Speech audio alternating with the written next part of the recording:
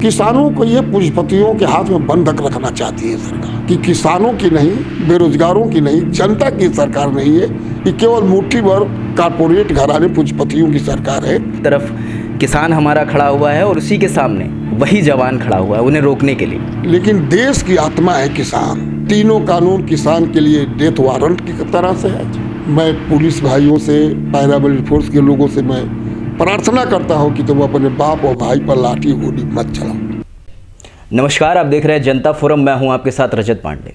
हमारा देश भारत की एक बहुत ही खूबसूरत बात है कि एक बहुत बेहतरीन लोकतांत्रिक देश है, मगर जिस दिन संविधान निर्माताओं ने संविधान की रचना करी 26 नवंबर, उस दिन से एक आंदोलन हमारे देश में चल रहा है। ये आंदोलन कोई राजनीतिक आंदोलन नहीं और कोई राजनीतिक पार्टी से नहीं चला रही। ये आंदोलन हमारे अन्नदाताओं द्वारा चलाया जा रहा है।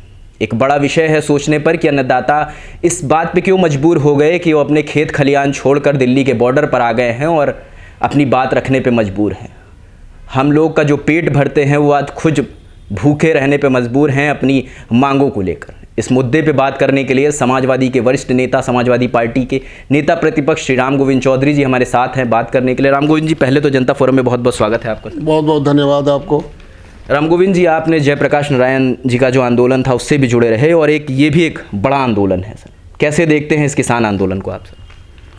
मैं इसको इस रूप में देखता हूं कि हमारे पुरखों ने देश की आज़ादी लड़ी अंग्रेज़ों के खिलाफ, और बहुत कुर्बानी के बाद, बहुत यातनाएं सहने के बाद, बहुत लोगों को फांसी पर चढ़ने के बाद, बहुत लोगों को गोली खाने के बाद, बहुत लोगों को जेल में चक्की पीसने के बाद, बहुत लोगों के घर फूंक दिए गए, उनकी संपत्ति लूट ली गई, देश आज़ाद हुआ।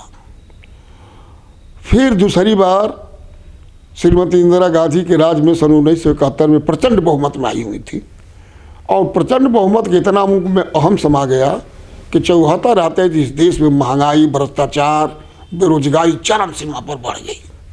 और इस देश के छात्र और नौजवानों ने आंदोलन शुरू किया, जिसकी अगुवाई लोकनायक जयप्रकाश नारायण ने की, और वो आंदोलन चला।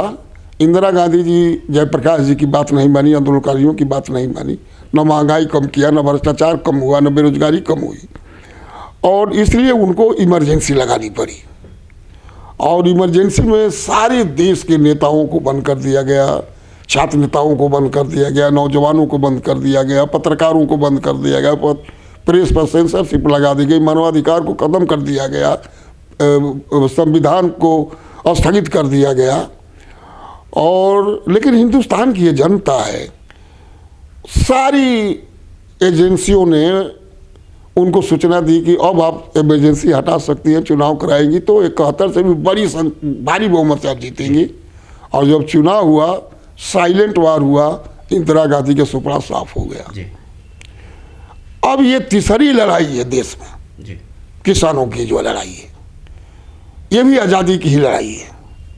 किसानों को ये पूंजीपतियों के हाथ में बंधक रखना चाहती है सरकार। और जनसंघ में जब थी, भारतीय जनता पार्टी नहीं थी, जनसंघ जब था, उस जमाने से सोशलिस्ट पार्टी, कम्युनिस्ट पार्टी के लोगों ने हमेशा कहा कि बड़े पूंजीपतियों, बड़े व्यापारियों, पूंजीपतियों की पार्टी है।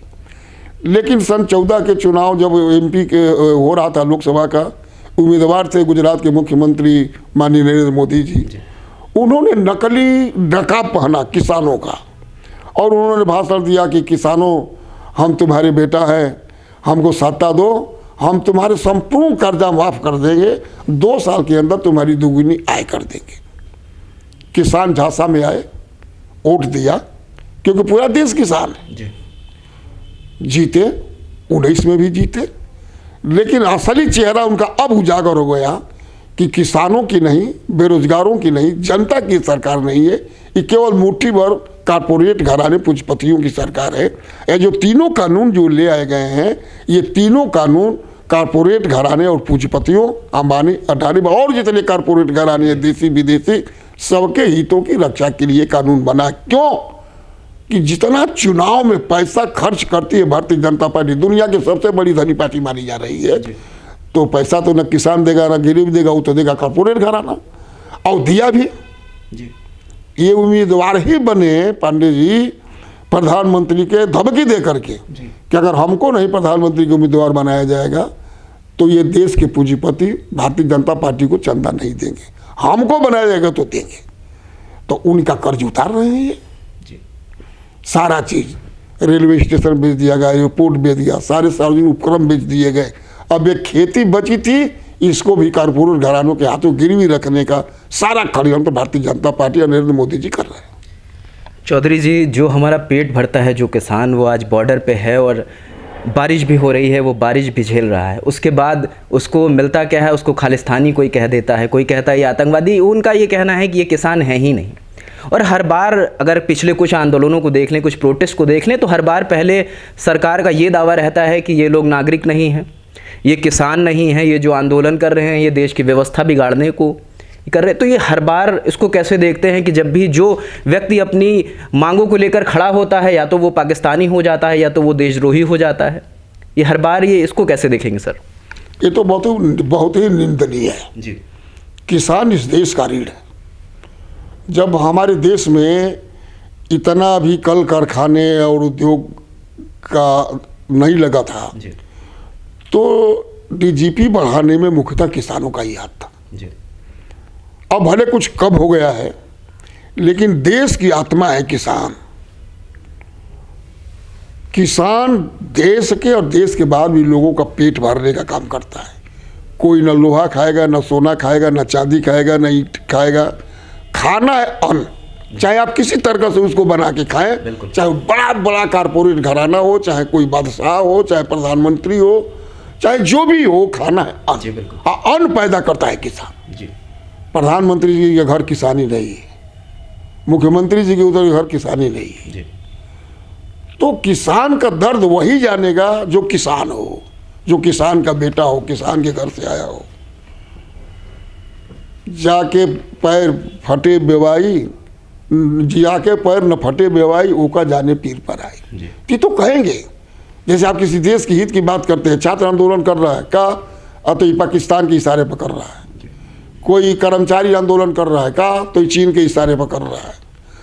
अरे तुम उनकी समस्या को समाधान करोगे कि तुम्हारा ही देश का आदमी चीन के कहने पर आंदोलन कर रहा है, पाकिस्तान के कहने पर आंदोलन कर रहा है, तो तुमको हो, तुम अपने को बेइज्जती कर रहे हो कि तुम्हारी देश की जनता तुम पर विश्वास न करके दूसरे के कहने से आंदोलन कर रही है।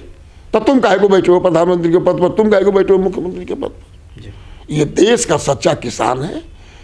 एक किसान का बेटा जो है खेती करता है, दूसरा बेटा सीमा पर रात दिन, जाड़ा हो, बरसात हो, गर्मी हो, सेना पर में राइफल लेकर के और देश की सीमा की सुरक्षा कर रहा है। जय जवान जय किसान, जय जवान जय किसान, जो लाल बहादुर शास्त्री जी ने नारा दिया था। और उसको तुम कह रहे हो कि पाकिस्तानी है, खालिस्तानी है, मुट्ठी बना है भाई। और तुम कहते हो कि राम के आदर्श हम चल रहे हैं। राम तो एक व्यक्ति के कहने पर अपनी पत्नी का परित्याग कर दिया था। पूरा किसान आंदोलित है और तुम उसकी बात नहीं मान रहे हो और अपना पद भी नहीं छोड़ रहे हो। किसान आंदोलन बिल्कुल सत्य है। ये तीनों कानून किसान के लिए डेथ वारंट की तरह से है। समाजवादी पार्टी पूरा मन से, तन से, हर तरह से किसानों के आंदोलन के पक्ष में है। जब जब उनका आंदोलन का ऐलान हुआ, उस डेट पर समाजवादी पार्टी के कार्यकर्ताओं ने, नेताओं ने जम के आंदोलन किया, प्रदर्शन किया, धरना किया, जिसका परिणाम हुआ कि इतिहास में मैं जब से देख रहा हूँ, मैं आंदोलनकारी भी रहा हूँ, 19 महीना जेल भी इमरजेंसी में रहा हूँ, कि इतना खूनी लाठीचार्ज, जान मारने के नियत से पुलिस लाठीचार्ज समाजवादी पार्टी के नेताओं कार्यकर्ताओं पर कर रही है, कभी ऐसा देखने को नहीं मिला। लेकिन तो भी समाजवादी पार्टी के राष्ट्रीय अध्यक्ष के निर्देश पर समाजवादी पार्टी के नेता कार्यकर्ता लाठी खाने के लिए तैयार हैं, गोली खाने के लिए तैयार हैं, लेकिन किसानों के साथ अहित होने नहीं देंगे अखिलेश यादव। जब तक किसान आंदोलन चलता रहेगा, उनकी मांग नहीं मानी जाएगी, तब तक समाजवादी पार्टी का हर कार्यकर्ता, हर नेता राष्ट्रीय अध्यक्ष अखिलेश यादव के निर्देश पर किसानों के आंदोलन के समर्थन में कुछ भी करेगा और कुछ भी दंड सहने के लिए तैयार रहेगा। चौधरी जी, आपने जिक्र किया जय जवान जय किसान। आज को नहीं लगता कि जिस परिवेश में किसान आंदोलन हो रहा है कि एक तरफ किसान हमारा खड़ा हुआ है और उसी के सामने वही जवान खड़ा हुआ है उन्हें रोकने के लिए? यह तो है, पैरामिलिट्री वो जवान नहीं है जी, ये दूसरे जवान है, ये नौकरी वाले जवान है, त्यागी जवान नहीं है जी। त्यागी जवान होते तो अपने बाप पर, अपने भाई पर लाठी नहीं चलाते। हमने जय जवान की बात थी, सीमा के चारों तरफ खड़ा होने वाले जवानों की। जी।